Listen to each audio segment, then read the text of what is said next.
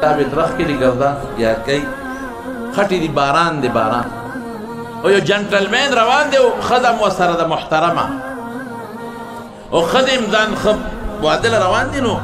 جامې مامې پړونې برقه مرقه او دم ځان برش کړی پالش کړی دی دا ملا غریب طالب څه نه خبر دی لګیا دی ناګانه په یو ډډ کې پکې خیال یې نو چې شلخ شو هغه ټولې خټې دا جنټلمین په کور والا ورکړی وو زمونږ دا خلک پاسې هم لګي کوټې د هغې خو د ښځې په مخ کې خپټېږي اما دا بریتان داسې بیا یې چې ښځې ته ځان ښی کې یم خدای م که خو چې سترګې پرې راوباسي بیا بریتان لاندې بیا ښځې ته مونږ نه یو تاسو ولیده بل اوس که نه معراجي صاحب او میري دغه ښځې دي که د شریعت خلاف بربنډې ښځې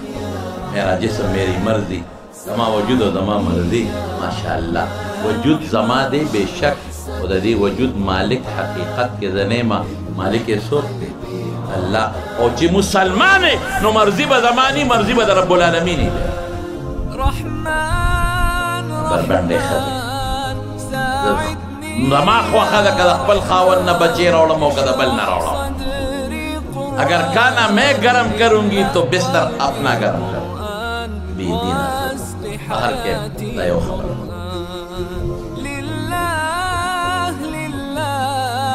کرونا بارکی زمونگا مولانا صاحب جم کرونا دی خدای په دغه ښځو ورپېښ کړي داسې بربنډتوب خورئ غټ کرونا وایرس خو دغه ښځې دي پلیتې ښځې بربنډتوب پیلاول غواړي او زمونږ د لوڼو خویندو نه حیا او غیرت درکول غواړي بهر کې چې شلخ شو هغه کټې ټولې د جنټلمین په محترمه ورپرېوت هغه لاس اوچت کړي چې شلخ شو دا طالب یې په دا مخ خواشې تورنچاقې دې جوړې کړي واده له روان ټولې جامې دې وله وډړلې وی کاکاجي ما خو په قصد نه دي کړی زه خو روان وم ما ته خو پته نه وه خپل په ډر کې را خیر داسې مضبوط وه چې د مخې بلکل داسې اوس خو دې چاپه پې جوړه شوه او ښځې ته وایي ځه چې جامې وبدلې کړو بیا به راوځو دې خدای حالات ته ټولې جامې درته ستا دې کور ته راغی جنټلمین مخکې روان دی او مخې سوري داسې داسې چې دې سینګلاړ کور ته نو دا ښځې جامې بدلولې او دا خاوند دی چې د په غوړو باندې بر اوخت چې بر اوخت خپې خپې ده را پرېوت دقه سټې ولګېدو مړ ښځې چغې کړې وې داسې یو طالب یې وو هله ورشه خیرې راته وکړئ بچي مې غرق نه شي زه غرقه نه شم معافي دې غواړئ ورشه دغه طالب غریب راولې ظالم هغه و خلک روان شو د پسې اوس دې چې مخکې دي داسې یو بازار ته ورغې رحیم آباد یو الوی دې لګیا دی الوا مخۍ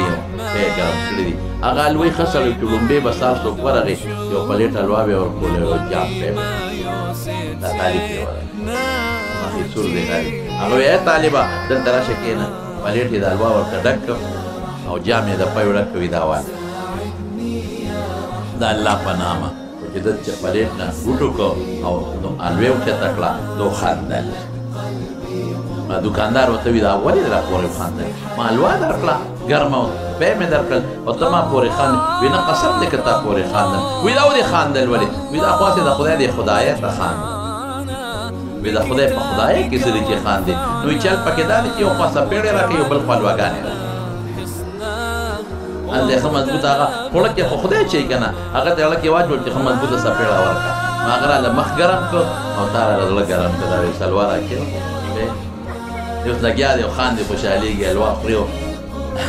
دا هغه سړي هغه رشته داران ګرځي یا سړی څه شو طالب دغه هلکه هغه سړي تا له څپېړه درکړه وی بیا خو دې مړ کړ او خدایه ویې ویلم زه ما مړ کړ وی نه خیره دې ورته وکړه خدای دپاره دوا وکړه خیره و دې ورته وکړه او ورته څه وایي وی ما ورته خیره نه ده کړې وی هغه ما له څپېړه راکړه الله په ما خفه شو هغه له څپېړه ورکړه د خدای د څپېړې نه پس پته لګي چې قبر کې به ورسره نورې څه کوي او آخرت کې به څه کوي او د هغه څپېړې الوه پیو له راورسولو زما وروڼو علما د خدای اولیا دي په دې الله